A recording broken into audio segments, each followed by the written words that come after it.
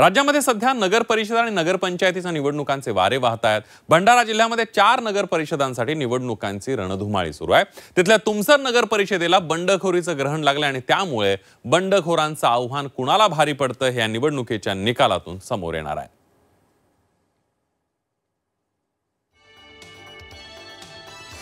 तुमसर नगर परिषद निवडणुकीमध्ये चुरस। राष्ट्रवादी आणि भाजपमध्ये बंडखोरी।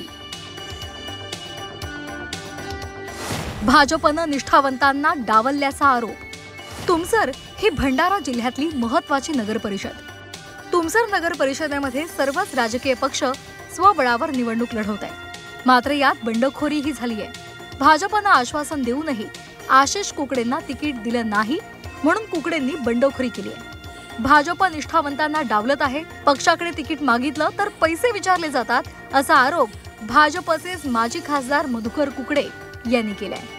ज्या माणसांनी 40 वर्षांपेक्षा काम केलं त्याच्या मुलाला तिकीट देताना पर्याय तिकीट देताना ज्या वाढून ते 7 नगरसेवक आलेले आहेत, एकदा नाही 85 मध्ये लगातार नगरसेवक आलेले आहेत, त्याही पर्यायाला यांनी डावण्यात केलं आणि अशामुळे पक्षाची तुहीन त्यांनी केलेली आहे।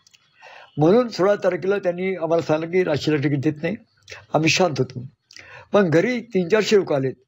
ते चरण भाऊचे आलेत, आदरणीय नाना पटोलेचे आलेत, भारतीय जनता पार्टीचे आलेत, राष्ट्रवादीचे आलेत आणि सामान्य कार्यकर्ते त्यांना एकाले काही धन नव्हतं आणि त्या सर्वांनी आग्रह केला की आशिष भाऊ लढलं पाहिजे। जर आशिष भाऊ लढलं नाही तर भारतीय जनता पार्टीचा धक्का लागेल। तुमसर मधला 60 ते 70% पक्ष आपल्या सोबत आहे असा दावा भाजपचे बंडखोर उमेदवार आशिष कुकडेंनी केलाय।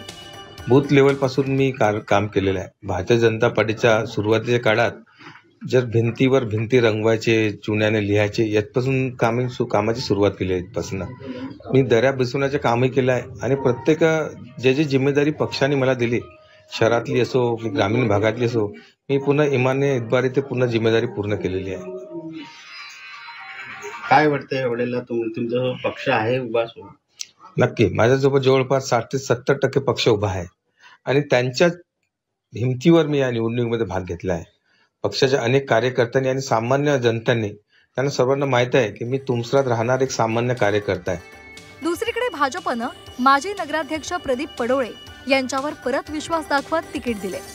त्यामुळे पक्ष एकजुटीनं काम करतोय, त्यामुळे विजय आपलाच होईल असा विश्वास प्रदीप पडोळे यांनी व्यक्त केलाय। भारतीय जनता पार्टी सक्षम उमेदवार आणि ताकदवार उमेदवार पाहते की ज्यांनी कामं केलेलं आहे, पक्षामध्ये निरंतर काम करतोय आणि जो निवडून येईल अशाच माणसाला भारतीय जनता पार्टी तिकीट देतो। कुठेतरी पैशाचा व्यवहार आणि सगळ्या गोष्टी या पक्षामध्ये मला तरी वाटत नाही। मी 1995 पासून जुडलेला भारतीय जनता पार्टीची की अशा प्रकारचा कुठेतरी व्यवहार झाला असेल। भाजपसारखाच बंडखोरीचं ग्रहण अजित पवार यांच्या राष्ट्रवादी काँग्रेसलाही लागले। माजी नगराध्यक्ष अभिषेक कारेमोरेंना तिकीट दिल्यानं सागर गभणे यांनी बंडखोरी केली आणि अपक्ष उमेदवारी अर्ज दाखल केला। बंडखोरी थांबवण्यासाठी स्वतः प्रफुल्ल पटेल तुमसरमध्ये आले, पण त्यांचे प्रयत्न निष्फळ ठरले। मात्र बंडखोरीचा कुठलाही परिणाम होणार नाही असं राष्ट्रवादीचे उमेदवार अभिषेक कारेमोरे यांनी म्हटलंय। प्रकारची बंडखोरी आज राष्ट्रवादीमध्ये झालेली नाहीये। प्रत्येक माणसाच्या आणि 2-3 काही उमेदवार होते, त्यांना असं वाटत होतं का नगराध्यक्षाची उमेदवारी त्यांना भेटे आणि जेव्हा उमेदवारी नगराध्यक्षाची माननीय प्रफुल्ल पटेल साहेबांच्या माध्यमातून, पक्षाच्या माध्यमातून मला भेटली तर कुठेतरी बंडचा पुकार आला होता।